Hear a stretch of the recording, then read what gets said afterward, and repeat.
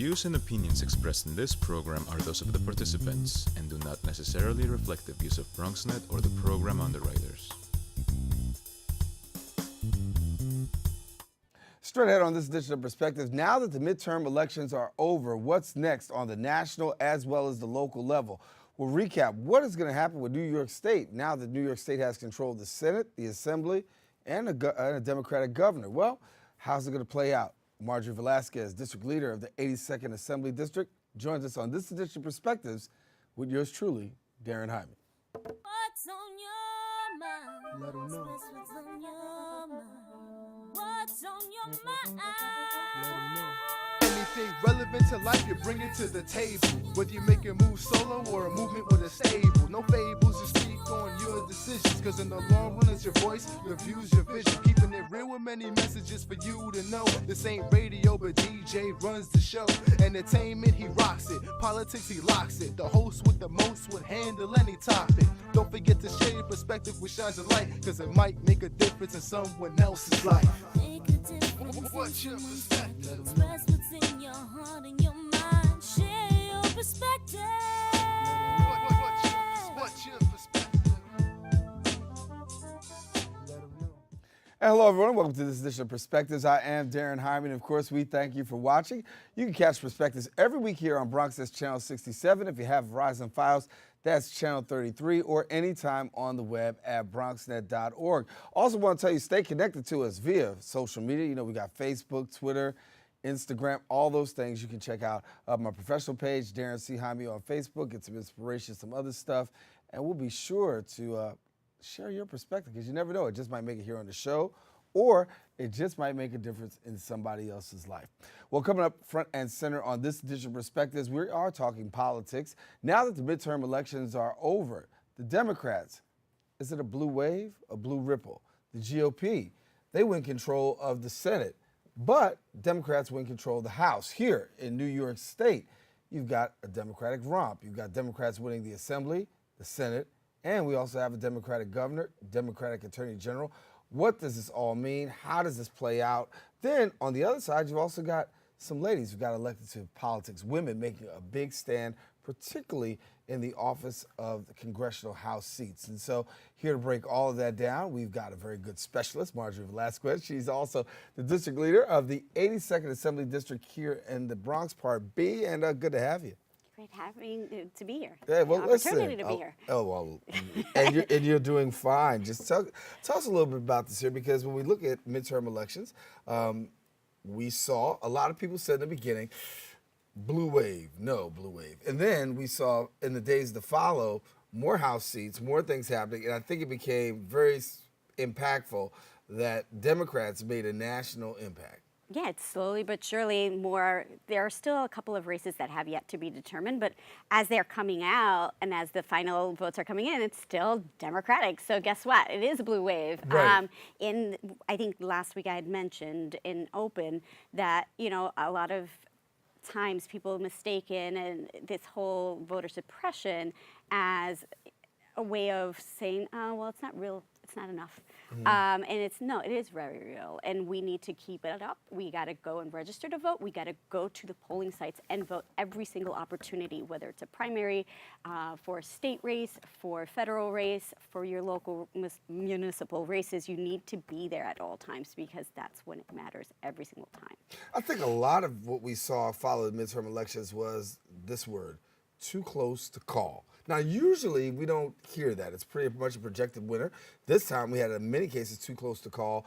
Recently we've had, of course, concessions by Andrew Gillum in Florida, Stacey Abrams in Georgia. But these are two hotly contested races that took us into what I call, and I go back into my basketball world, overtime. Yeah, and it feels good, because that means people are actually coming out to vote.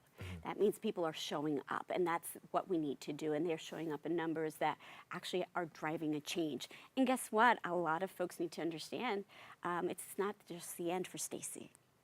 It's not the end for Andrew. It's the beginning, right? They're going to continue, and they weren't successful, but I do believe that Stacey will be successful her next time, because there were so many games that were being played in that Georgia race. I mean, the guy was literally controlling the whole electoral process as he's running. Right. Like, for me, it's a huge conflict. So I mean, think how for do anybody, it's a pretty huge so conflict. if we could address that, I really believe Stacey will be successful in her next run. It's the same for Andrew. You know, he came so close, and that's great. And I think that people understand now the value of their vote, and they need to really actually take it up for every single race, because you know what? Go ahead and understand the value of your vote. And I think educating folks is our #1 concern within the next 2 years as Democrats, to make our movement actually stronger. Women of color played a huge part in this particular congressional race. Right here in our borough, Alexandria Ocasio-Cortez becoming the youngest ever congresswoman. Then you've got my friend Ayanna Pressley out there in Boston, Massachusetts. She knocked the door down. You got women of color, first-timers, entering the House, and also representing a new paradigm, if you will, of Democratic political gasoline, if you will. Agree? We know that it's our time. And I think that we could be our own biggest blocks, right? I'm not good enough. I need to wait until I accomplish this. I need to wait until I'm a lawyer. I need to wait until I am such and such. And these benchmarks that I think as women and women of color we have set in our minds, it sets us back. And I think that now with these women of color running, right? Jahana Hayes in Connecticut, oh my God, Right. that was so huge. And this was a teacher who was recognized by Obama. And she took that opportunity and said, no, you know what? I'm going to run for Congress and I'm going to make a difference. And she did, and she won. And I think that that's what we're asking for our representatives, to look more like us. It means also to understand that, you know what, a profession like a teacher is valuable in Congress, because that experience that she has can definitely change what our education system looks like in the whole country. That's how we make changes, is having different people from different backgrounds. Diversity is key, not only when we're talking about race, not only when we're talking about gender, but it's also experience and professional backgrounds. We need to make sure that we're actually having all voices represented in our country. In order to have all voices, obviously you got to have people go out to the polls and vote. I want to talk about this next topic because it's voter suppression, voter fraud. On one side, you got the GOP who's alleging you've got voter fraud. You got Democrats saying there's huge cases of voter suppression. And, you know, on the national front, we know that a lot that was said about Stacey Abrams' race really boiled down to practical voter suppression, not practical voter suppression. 100%. 100%, and that's why my remarks earlier about her winning the next time, it's because, to me, I think she actually won, right? She accomplished so much. She had everyone come out. That's her win. And you know what?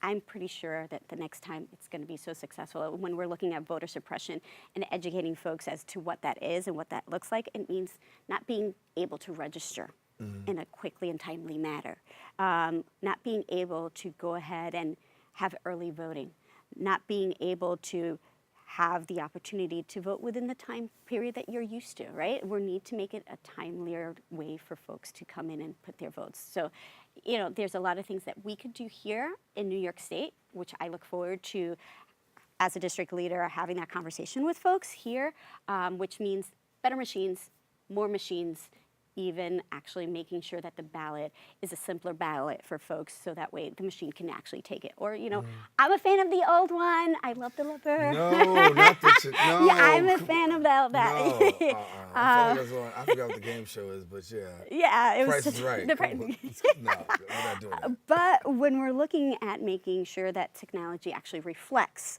a way to actually improve it, let's make it efficient, and let's make it timely. Let's keep everyone in our minds when we're developing stuff, because you know what? There are busy folks out here in New York City. You know, we're the city that never sleeps. Then you know what? Let's make our voting easier for folks that never sleep. Let's expand that.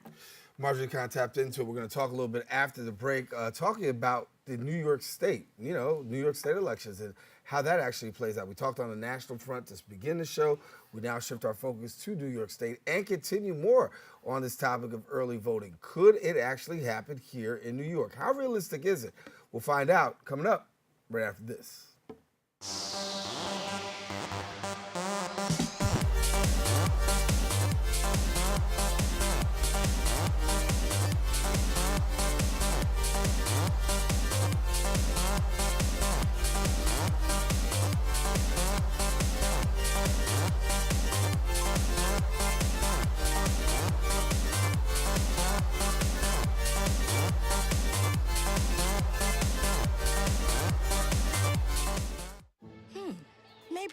can make retirement happen. After all, you made this vacation happen, Double points with every purchase? cleverly merging promotions, Love it. cross-referencing travel sites, and booking all your flights with those. Vouchers. I got us bumped. They were like, oh, but now they're like, aloha. You aced this vacation. Now get the tips you need to get on track at aceyourretirement.org.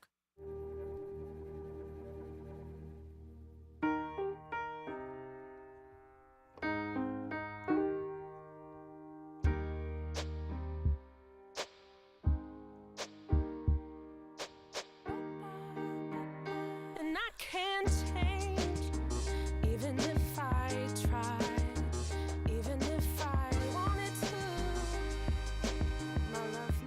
My love, she keeps me warm. She keeps me warm. She keeps me warm. She keeps me warm. She keeps me warm. She keeps me warm. We are neighbors and best friends. I love my sister. My heart doesn't see race. Love is love. Our family is no less than any other family. Love is kind. Love is patient. And we are back here on Perspectives. We thank you for watching. As we say, you can watch Perspectives every week here on BronxNet's Channel 67 or Verizon Fios Channel 33, where we bring you the latest in news, politics, current events, and actually things just happening in and around our community. On this show, Marjorie Velazquez, District Leader of the 82nd Assembly District Part B, is our guest in studio, and she's sharing with us a little bit about the aftermath of the midterm elections. Now, everybody talks about a national level, and we should focus on nationally, but the reality is what really is going on close to home, because the old saying is all politics is local. And so when we talk from a local perspective, we want to find out exactly where things are and how things are playing out. And when you looked at the final results on this last election, what we actually had was Governor Cuomo, Democrat. Senate's now Democrat. Assembly, now Democrat. Attorney General, now Democrat. Well, the question is partisan politics. With partisan politics, what comes with that? So I want to ask the district leader, what can we expect here in New York State, given the fact that we saw some very huge wins? And I forgot to mention here in our area too, Jeff Klein in the IDC defeated as well. And then up in upstate New York, Senator Dave Valesky also with the IDC. So what can we expect here in New York State? So New York State, what we're going to see is a shift. And I think what the shift will interpret, it's like the items that were being blocked. And we're looking at the Reproductive Health Act, which is RHA for short, which would be to codify Roe v. Wade here in New York State. And the reason why it's important for women, specifically why I'm so looking forward to it, is that when we're looking at the threat of what the national government is going to do, we really need to have that protection here for all women to have a choice. When we're looking at also the shift into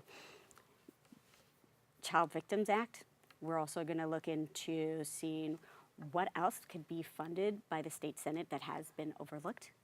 The challenges before we might not even have anymore, which is big for us when we're also looking at changing what we were discussing earlier with early voting.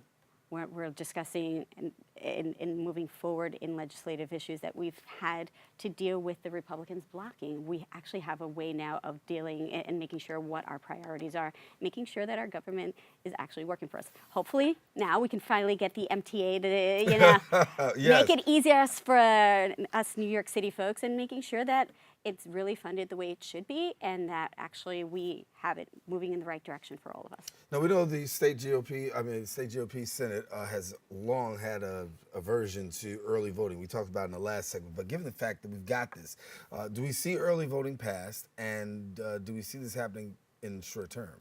I think so, especially what we experience here in New York City. It gives a prime example as to why we need early voting. And when we're looking at also making sure that our voters are educated in a better way and that we have better access to registration. Those are the key items that we're discussing on making it easier for folks to come out and vote. And so that way we actually have more voters out there. With the amount of folks that we had this year, let's double that up. I would love to have more people come out and vote. And what happened technically was a bad thing, but to me it was a good thing because that means more people were coming out. Let's actually make it easier and let's let these people know, hey, you know what, I'm sorry you had a bad time. We're gonna make it better. Please come to us. Let us know how we can fix that. And actually New York City Votes is actually gonna have that forum in December. So I would ask folks, to go to New York City Votes to check on the date and the time near them. I mean, when you walk it back, let's say, for instance, if I work in Manhattan down by, going towards, just the lowest part of Manhattan. If I gotta come back here to the Bronx and I have to vote, I only have 2 hours, right? And so I gotta take a train back and forth. Right, and the trains that are not functioning correctly. Right, we won't get into that. Right. But then I gotta wait online. Right. And we saw the astronomical lines and problems with places. And so if I'm there and I know I've gotta face all of this, my instant answer is no, I'm not gonna do this simply because I don't have enough time, and then now voting becomes burdensome. And so when we talk about people staying at home, this has to be one of the things we talk about in terms of real factors. But this is also educating the voter, right? Because they have the opportunity to have the absentee ballot. And, if you do live in the city and you know the conditions that you're in, go ahead, sign up for the absentee ballot. It's fine. You should do it.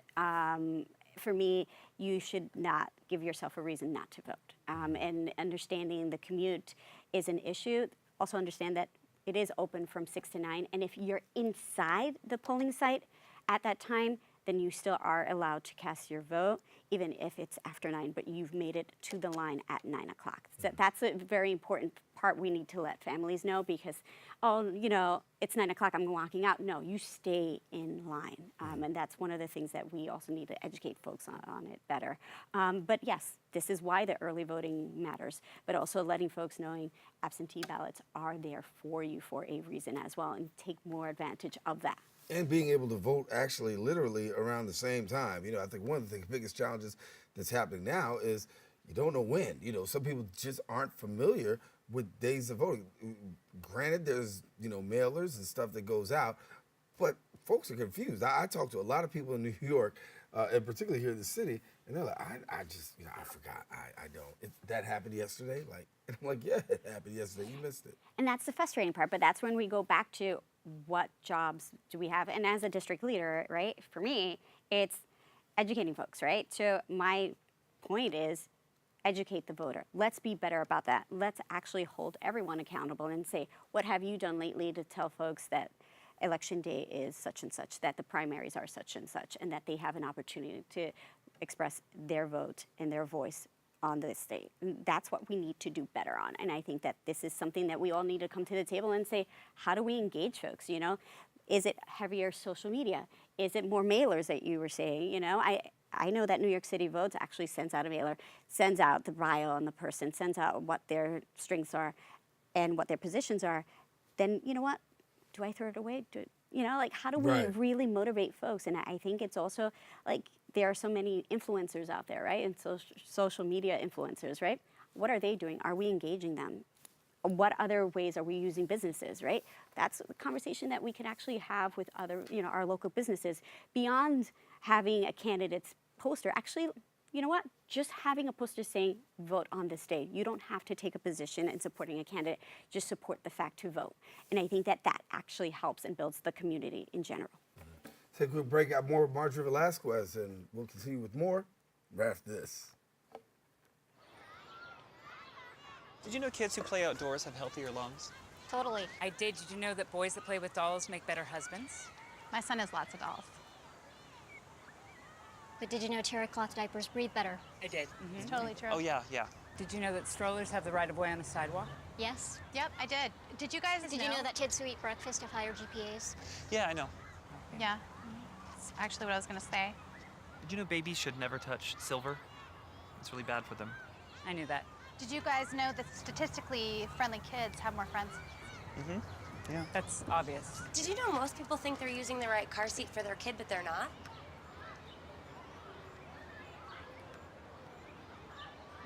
Parents who really know it all know for sure that their child is in the right seat at the right age and size. Visit safercar.gov/the-right-seat to make sure your child is protected. I'm putting that on my blog. I just put it in mine.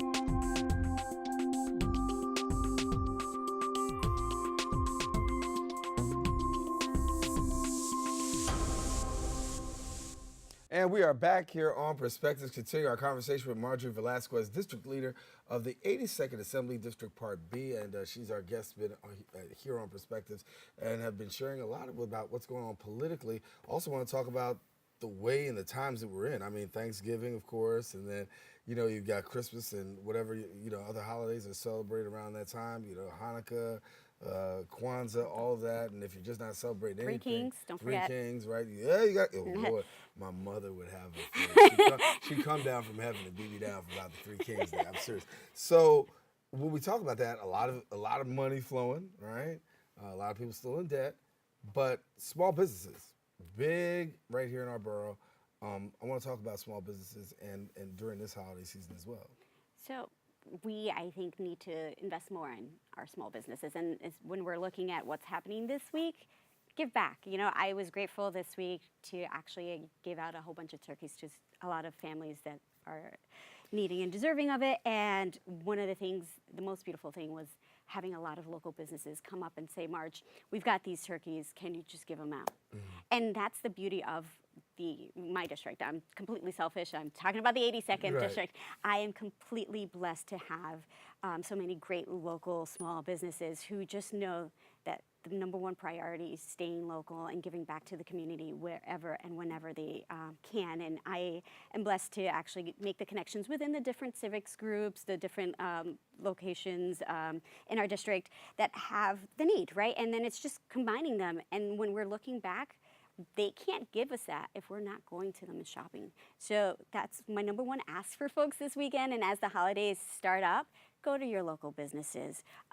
Specifically, I love my small like supermarkets and whatnot, because you know what, they also have the local stuff. You know, as a Puerto Rican woman, you know, the sofrito is really, you know, it's really important for me as I cook this holiday season. So, you know, give back locally, and when we're looking at developing our community, understand that just that dollar that you just gave to purchase this is going to go back into somebody's hands in a different way within our community. You're a person with deep boots on the ground. When we talk about now, looking at where we are now in terms of homeless, needy, less fortunate, do you find things are better or worse this year, especially when we talk about giving back? There was a significant need this year that I saw, and what that means is that we need to actually hold our electeds accountable to making sure that we have more livable wages. Like when we're talking about developments in our communities, what does that look like? That looks like making sure that the wages are not temporary, they're permanent, and that there are livable wages, that the person can actually develop within their community and stay there to live there, and stay there to invest again and have a community that their children can grow up in and also invest. So as we look now, we're talking about, you know, reinvesting in the community. In the borough, we've got a lot more, you know, activity, a lot of good things happening. Talk to me about business in the borough, because for a minute we were worried about manufacturing jobs, business in the borough, but now we do have that front and center. We do. But one of my bigger concerns is that there are a lot of empty storefronts. And how do we actually fill them up? How do we inspire folks? And it's going to be a multi-level approach, right? It has to be us believing in our businesses and going to them and frequenting them. You know, I know a lot of friends who like to hang out and go to the city. Why don't you hang out at your local bar? You know, there's a lot of great places. Now we have, in my district, we have coffee shops like the Coffee Break and the Miles Cafe. Those are two new coffee shops that can definitely beat the buck for Starbucks. You know, who needs Starbucks when you have good home local businesses? You know, that's what we need to infuse and develop on. So the demand is there. We need to frequent them, and then also making sure on the other level that the electeds are making sure that there's a connection, right? So, you know, the small business SBS, what are they doing? Are they helping our businesses? Are they having enough forums? Are they training folks? You know, how are they working so that before a person gets a violation, they don't get it. They are educated enough so that way they don't have to spend more money paying for violations and actually getting it right the first time. You know, that's what we need to make sure that we build our community together and really invest in each other. All right, well, we're about wrapped up here. For people who want to get in contact with you, what do they do? I am on social media. There you go.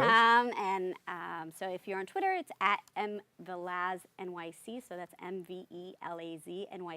And the same for my Instagram. And on Facebook, it's just Marjorie Velazquez. Super long name, but guys, you'll figure it out. There you go. Good to have you. Thank you so much. Thank you. We'll continue to break it down. You can also catch Marjorie with us on Open, and she comes, you know, quite frequently. And she gives us our political analysis and breaks some things down for us statewide and nationally. So, Marjorie, thanks again for being with us. Thank you. All right, that wraps up for this edition of Perspectives. I am Daren Jaime. Want to thank you for watching. Be sure to stay tuned to Perspectives every week, as we said, on BronxNet Channel 67. We are live on Channel 67. Then you can also check us out, Verizon Fios, that is Channel 33. And then, of course, don't forget about us on the World Wide Web at BronxNet.org. For all of us here on the Set of Perspectives, I'm Daren Jaime saying take care, God bless, and during this holiday season, be careful and be safe out there. The host with the most would handle any topic. Don't forget to share your perspective which shines a light, because it might make a difference in someone else's life. Make a difference. What's your perspective? Express what's in your heart and your mind. Share your perspective. What's your perspective? Let them know.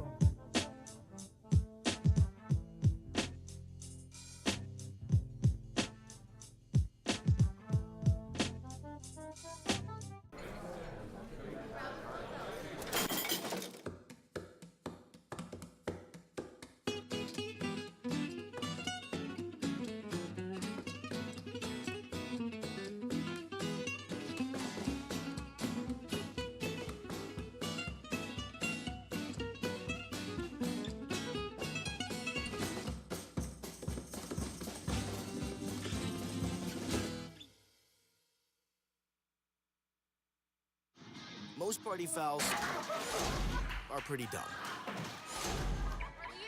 But if you decide to drink and drive underage, you could lose your license and your freedom.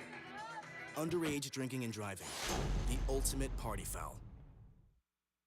Well, Thomas, you've got pre-diabetes.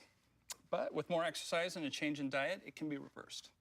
I've tried exercising. It just makes me hungry for bacon. I love bacon, too.